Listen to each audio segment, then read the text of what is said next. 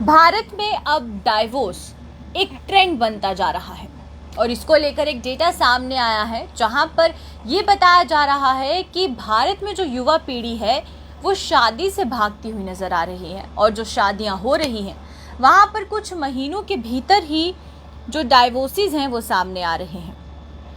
और इस समय का जो डेटा सामने आया वो ये सामने आया कि प्रेजेंट ट्रेंड के हिसाब से बात करें तो पूरे भारत में जो युवा है यानी कि 25 to 35 के एज ग्रुप के जो भी लोग हैं जो कि शादियों की जिनकी उम्र है, कुछ लोग तो शादी करना नहीं चाहते और कुछ लोग जो हैं जिनकी शादियां हुई हैं उनकी शादी डाइवोर्स में कुछ ही दिनों में या कुछ ही महीनों में तब्दील हो जाती है। आज केरला हाई कोर्ट ने एक ऐसा ही मामला ऑब्जर्व किया और जिसको लेकर यहाँ पर एक स्टेटमेंट सामने आई है।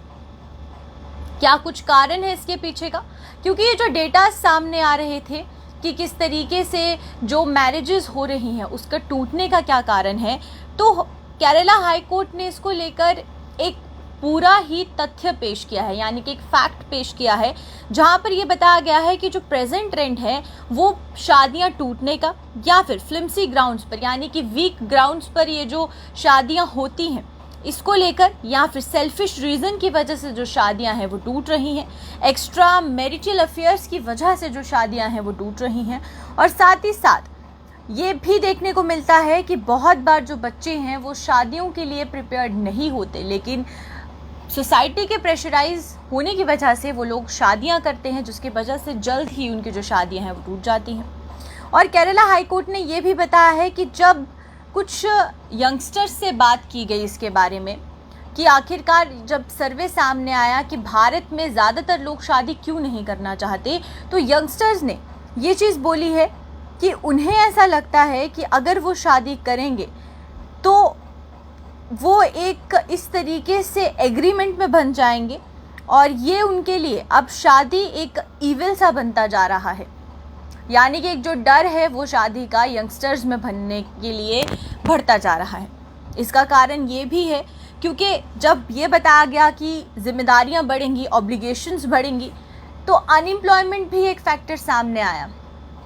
क्योंकि नौकरियां नहीं है। नौकरियां ना होने की वजह से जो युवा है वो सेटल नहीं हो पा रहा, जिसकी वजह से लाइबिलिटीज़ उठाने के लिए यंगस्टर्स तैयार नहीं हैं और शादियों से भागते हुए नज़र आते हैं। और ये डेटा सामने ये आ रहा है जहाँ पर एक तरफ जो शादियां हैं वो टूट रही है, वहीं पर लिव इन रिलेशनशिप्स के जो डेटाज हैं वो बढ़ते जा रहे हैं, यानी कि जो ट्रेंड है लिव इन रिलेशनशिप्स के वो भारत में बढ़ते जा रहे हैं, जहाँ पर लोग रिलेशनशिप को एक कैजुअल रिलेशनशिप के तौर पर लेना शुरू कर दिया है। तो इस तरीके की डेटा सामने आ रहे हैं और कोर्ट ने भी ऐसे बहुत से मामले ऑब्जर्व किए, जिसके बाद से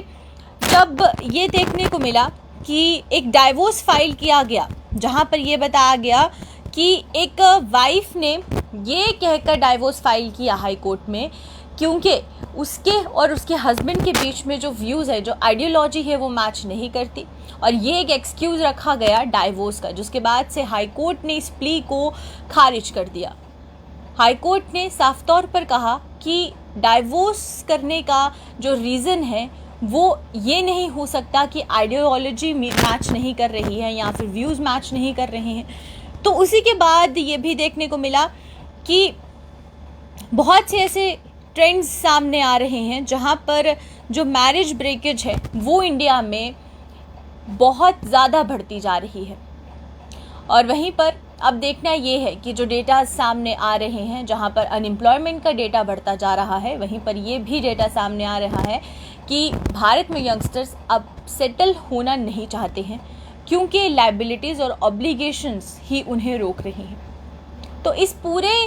एनालिसिस पर ये जो आंकड़े सामने आए हैं इस पर आपका क्या कुछ कहना है, आप ज़रूर हमारे साथ शेयर करें। कमेंट सेक्शन पर अपने कमेंट्स को ज़रूर ड्रॉप करें क्योंकि बहुत ज़रूरी है आपकी राय भी जानना। चलिए अभी के लिए फ़िलहाल आप मुझे इजाज़त दीजिए, इसी तरीके से और भी खबरें लेकर और भी चीज़ें लेकर हाजिर होते रहेंगे। नमस्कार।